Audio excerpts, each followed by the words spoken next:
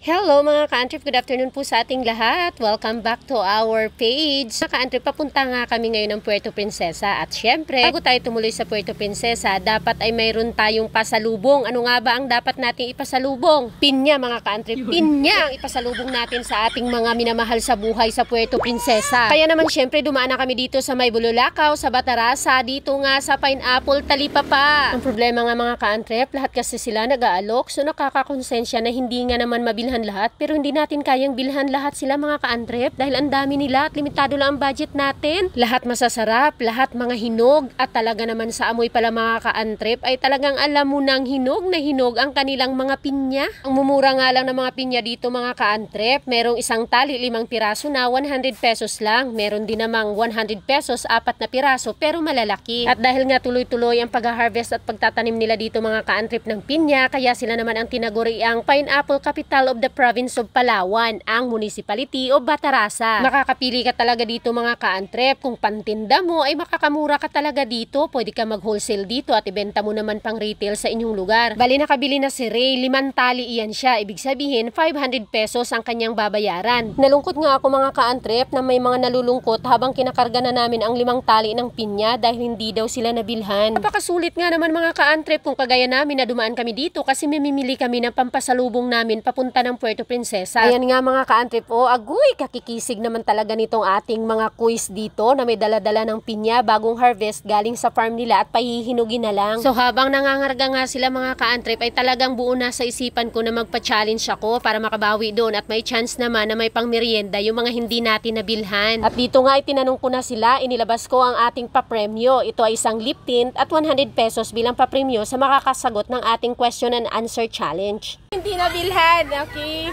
Sige. Sige, dito tayo dito. Ang tanong, sa anong buwan ang Pinya Festival dito sa inyong lugar? July. Ang saya nga ng ka-antrip natin mga ka-antrip kasi doon sa unang tanong ko ay hindi siyang nanalo pero mabilis din siya, naunahan nga lang at nagkataon pa na siya pala ay follower ko. Follow ako sa inyo. Follow ka sa akin. Thank you!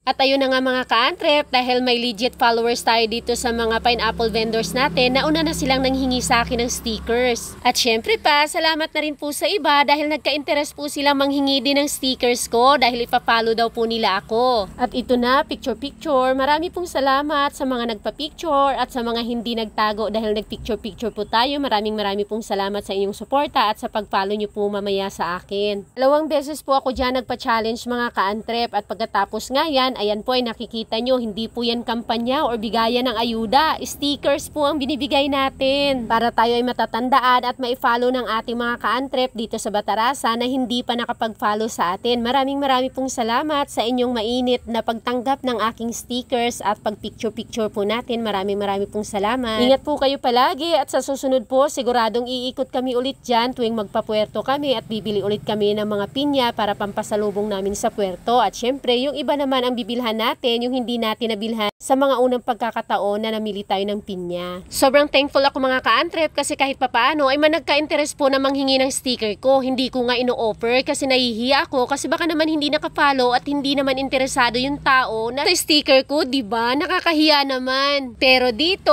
lahat talaga sila ay interesadong manghingi. Sabi pa nila, ipapadikit nila sa mga cellphone nila, sa mga motor nila at sa mga helmet daw po nila. Maraming pong salamat from Rasmoto page at ating ka-antrip Ann Bailio. Talagang mapapasayaw talaga ako sa saya sa inyong mainit na pagtanggap sa akin dito sa pamimigay ko ng sticker.